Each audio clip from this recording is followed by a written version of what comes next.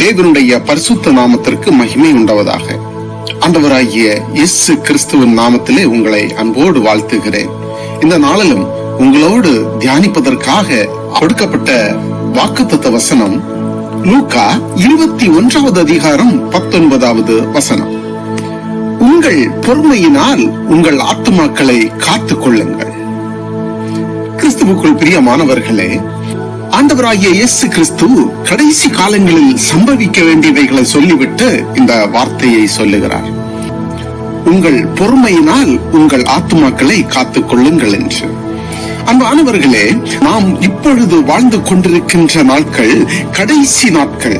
அநேக உபத்திரவங்கள், பிரச்சனைகள், பாடுகள் வந்திருக்கின்ற நாட்களில் நாம் வாழ்ந்து கொண்டிருக்கிறோம். அப்போஸ்தலர் நாட்களிலே இயேசு கிறிஸ்துவின் நாமத்தை சொன்னதினாலே அநேக கொலை செய்யப்பட்டிருக்கிறார்கள். இயேசு கிறிஸ்துவை ஏற்றுக்கொண்டது நிமித்தம் அநேகர் பாடுகளை ஏற்றிருக்கிறார்கள்.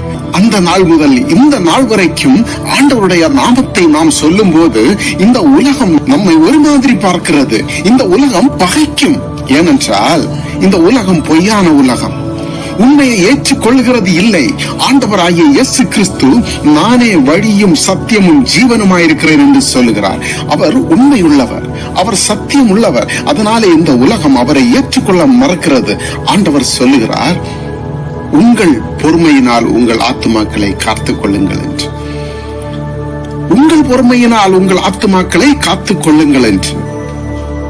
அன்பான தேவ பிள்ளைகளே, நாம் வாழ்ந்து கொண்டிருக்கின்ற இந்த நாட்களிலே பொறுமை மிக அவசியம். நாம் அவசரப்பட்டு எந்த ஒரு காரியத்தையும் செய்யக்கூடாது. பொறுமையினால் நாம் நம்மை காத்துக்கொள்ள வேண்டும். ஏனென்றால் அன்பு என்கிற ஒன்று இல்லாத காலத்திலே நாம் வாழ்ந்து கொண்டிருக்கின்றோம். அன்பு இன்றைக்கு அழிந்து போய் கொண்டிருக்கிறது. ஒருவரை ஒருவர் காட்டிக் கொடுக்கின்ற காரியங்களை நாம் பார்க்கிறோம். இன்னும் கடைசி நாட்கள் செல்ல செல்ல தகப்பனுக்கு விரோதமாக மகனும், மகனுக்கு விரோதமாக தகப்பனும், இப்படி ஒருவருக்கொருவர் குடும்பத்துக்குள்ளேயே எழும்பி ஆட்டிக்கொள்கிற நிலைமையை நாம் பார்க்கிறோம். அப்போ பாருங்க, கடைசி நாட்களிலே நம்முடைய ஆத்துமாவை பொறுமையினால் நாம் காத்துக்கொள்ள வேண்டும். ஆண்டவர் சொன்ன வார்த்தைகள் ஒவ்வொன்றும் நிறைவேறிக் கொண்டிருக்கின்றன. இன்றைக்கும் ஆண்டவர் தன்னுடைய வார்த்தையை நிறைவேற்றிக் கொண்டிருக்கிறார். அப்போ இந்த நாட்களிலே இந்த வார்த்தைகளை பார்த்து நாம் அவசரப்பட்டு நாம் மறுதலித்து விடக்கூடாது, பின்வாங்கி போகக்கூடாது. நாம் ஆத்மாவை பொறுமை இல்லாமல் காக்க தவறிவிட்டோம் என்றால் பாவத்தின் எந்த நிலைமையிலே நாம் வீழ்ந்து விடலாம். அதனால் ஆண்டவர் சொல்லுகிற வார்த்தையின்படி உங்களுடைய பொறுமையினாலே உங்கள் ஆத்மாக்களை காத்துக் கொள்ளுங்க. ஆத்மா என்பது விலையேறப்பெற்றது. இந்த சரீரத்திலிருந்து ஒரு நாள் ஆத்மா பிரிந்துவிடும். சரீரம் தேவன் சொன்ன வார்த்தையின்படி மண்ணாகி இருக்கிறதுனாலே மண்ணுக்கு திரும்பும். இந்த மண்ணான பாண்டத்துக்குள்ளே ஆண்டவர் விசேஷமான ஒன்றை வைத்திருக்கிறார். அதுதான் ஆத்மா. ஆத்மா என்பது விலையேறப்பெற்றது. இந்த கடைசி நாட்களிலே அவருக்காக நாம் நம்முடைய ஆத்மாவை பொறுமையினால காத்துக் கொள்வோமேயானால் நிச்சயமாக ஆண்டவர் உங்களை நடத்துவார், ஆசீர்வதிப்பார். உங்களுக்கு குறித்த காரியத்தை அவர் நிறைவேற்றி ஆசீர்வதிப்பாராக. ஆமென். ஒரு நிமிடம் கண்களை மூடி ஜெபிப்போமா?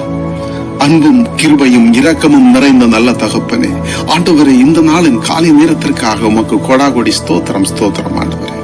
ஆண்டவரே, இந்த நாளிலும் நீர் அருமையான ஒரு வாக்குத்தத்த வசனத்தை கொடுத்து அதை தியானிக்க வேண்டிய கிருபையை தந்தமைக்காக உமக்கு நன்றி தகப்பனே. நன்றி ஆண்டவரே.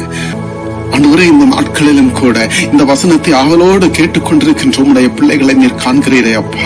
அவருடைய குடும்பங்களை ஆசீர்வதிங்க ஆண்டவரே. அவர்கள் என்ன வாஞ்சியோடு என்ன நோக்கத்தோடு கேட்கின்றார்களோ ஒவ்வொரு காரியங்களை நீர் நிறைவேற்றி கொடுத்தலும் அப்பா.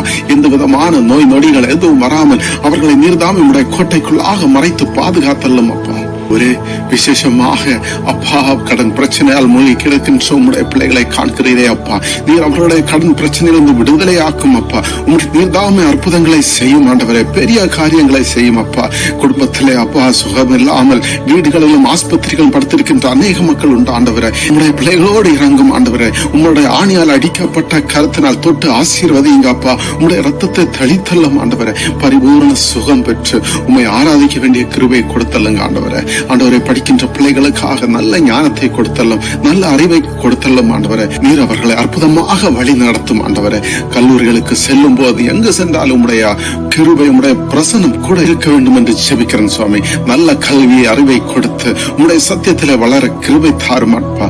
வருங்காலங்களிலே உமக்கு பிரியமான பிள்ளைகளாகவும் வளர உம்முடைய பிள்ளைகளை நீர்தாமை பக்குவப்படுத்தி அல்ல ஆண்டவரே. அற்புதமாக வழி நடத்தும், பெரிய காரியங்களை செய்யும், குறை குற்றம் யாவற்றை மன்னியும். இதில் தாழ்த்துகிறேன் சுவாமி. இயேசு கிறிஸ்துவின் மூலம் ஜெபிக்கிறேன் ஜீவனுள்ள நல்ல தகப்பனே. ஆமேன், ஆமேன், ஆமேன்.